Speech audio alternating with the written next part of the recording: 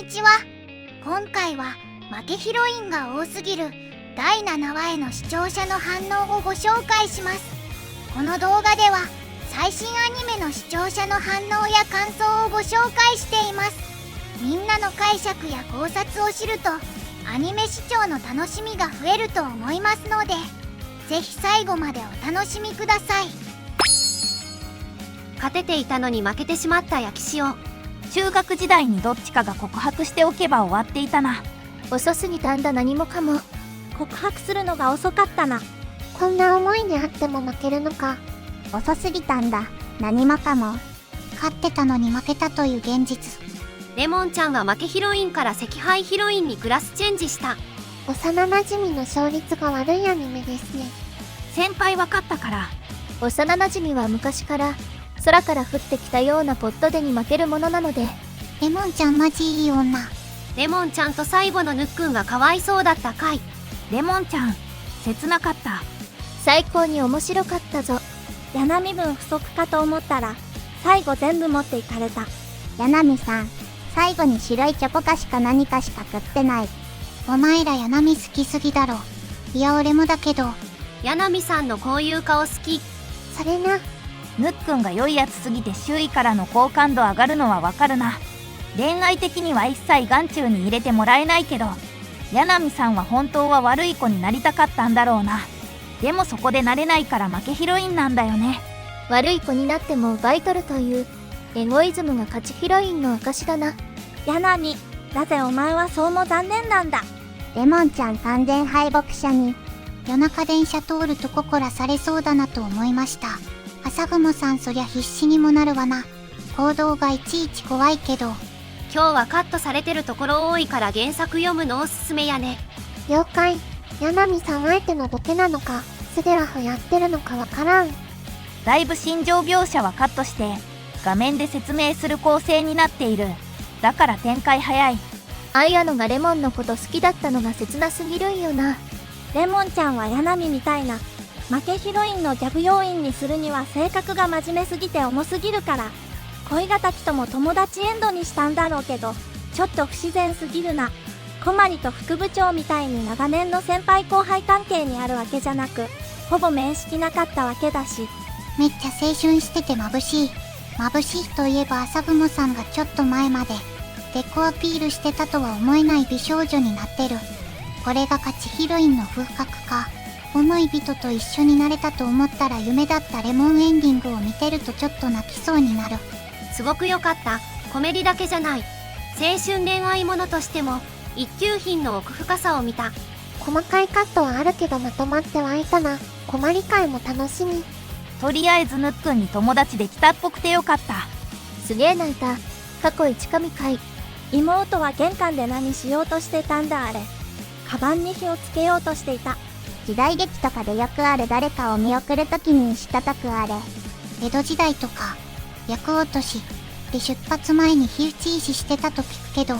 ちょっとのすれ違いで負けヒロインになっちまったのがな。ここまで負けヒロインが負ける様を丁寧に描いてくるとは。柳さん期待裏切らんな。ニセ恋キャンセルかよひでえ。ぬくみずでは客不足だと。風前のフンスブームだな。フンスとか誰が言い出したんだろう。中の一つながりでAIMっぽくしたんかな。ヤンデレに誤解されるぞ。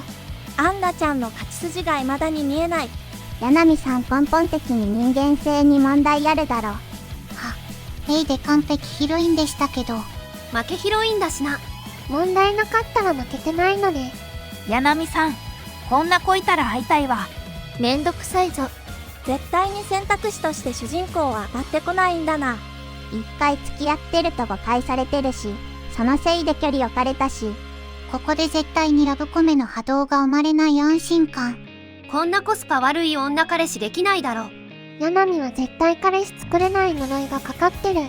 やっぱ青は負け犬カラーでいいよ。しかしぶれない女。レモンちゃんは幸せになってほしい。柳さんが負ける理由。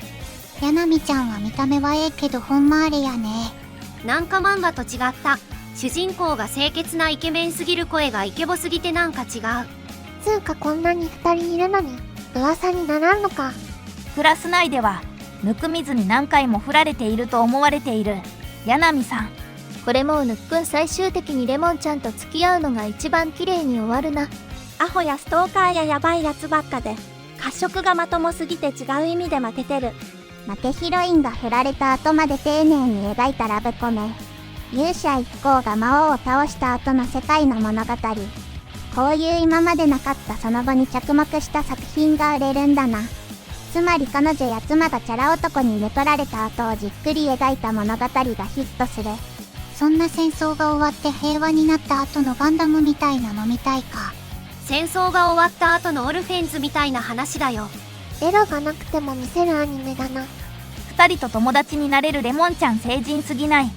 いやまあもしも別れた時にの下心あるかもしれねえけど、友達を泥棒猫呼ばわりする女は反省して。ガチで綾野を代打にしたら朝雲、焼き塩ラインで相当面倒くさいと思うんですが、柳さんも結構そういうとこあるよね。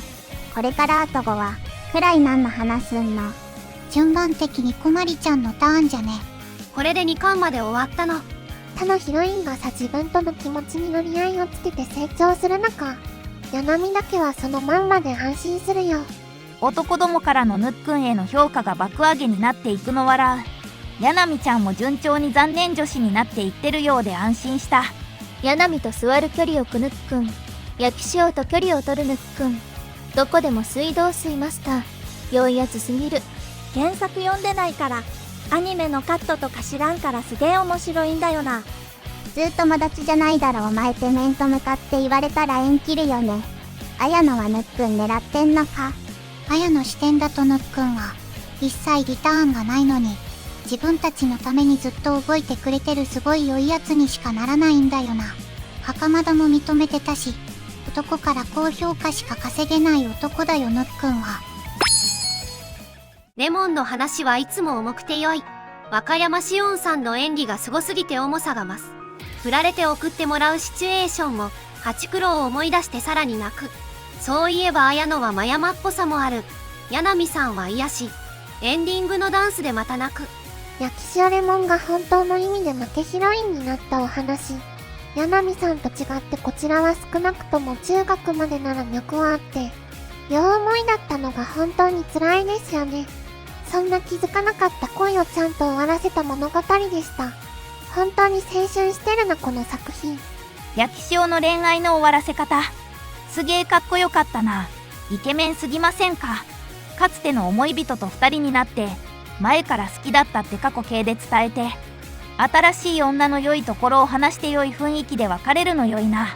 中学時代両思いだったことがわかるシーンでの時計の重なり、将来の話になりだんだん針は離れ、星座のシーンではついに見切れてしまう。同じ空でも見ている景色は違う。原作の意思を 120% の映像で見せてきて終始感動でした。一緒の高校に行けてめでたしめでたしまでが童話の終わり。そんなハッピーエンドの向こう側を主人公である温水が作り出してあげることで、童話から物語へとシンデレラではなく、この作品の負けヒロインとして新たな時間を刻む演出は素晴らしかったです。みんなダメなんだよ。悪い自分に気づいてためらうから負けヒロインなのか。動き出した時計の針、言えなかった過去、言えた今、同じ夜に違う星を見てる君、いつの間にか変わってく。叶わなくても届く思いがある。最後のわがまま、小指で繋いだのはきっと約束。今回の負けインあまりにでも過ぎて見入ってしまった。あまりに良すぎた。ガチで感動して涙出てきてる。負けインはあくまで温水視点の物語だから、朝雲さんとレモンちゃんの間に何があったかは語られないってことなのかな。圧倒的なリソースで青春映画やってるな。繊細な演出が光る。朝雲さんが強すぎる。さすが上様。柳さんが文字通りのコメディリリーフとして優秀。次回から新展開楽しみ。キュンキュンしましたね。それを台無しにする柳さん。あんた長生きするよ。グッズ売り切れるほど人気の負けヒロインは格が違いましたね。後こと先輩にあんなことされたい。相思相愛だったにもかかわらず、時期を逸したばかりに、恋人同士とはなれなかった綾野とレモンがなんとも切ない。確かに好きな相手と結ばれないという意味では負けヒロインかもしれないけど、レモンの振る舞いやシリアスやナミの姿にいかに良い女かを再確認しました。幼いゆえに気がつかなかった感情の答え、戻らない時間、最初で最後のわがまま。物語はハッピーエンドであってほしい。それがどんな結末に至ったとしても、映像も物語もどちらも力強い話数だった。ハッピーエンドの向こう側、それは焼き塩レモンが言った物語はめでたしめでたしで終わりのその先、私のことが好きだったんだねと、時計の長針と短針が重なるその瞬間、勝ちヒロインから負けヒロインへと物語が移り変わる演出まで合わせて儚く美しい。最後までご視聴いただきありがとうございました。皆さんのご感想や注目ポイント、考察などありましたらコメントで教えていただけると嬉しいです。このチャンネルでは最新アニメのみんなの反応や感想をご紹介しています。様々な考察や多様な意見を聞くとこれまでなかった視点が増えてアニメ視聴の新しい発見があるかもしれませんので、ぜひチャンネル登録とグッドボタンをよろしくお願いします。それではまた次回の動画でお会いしましょう。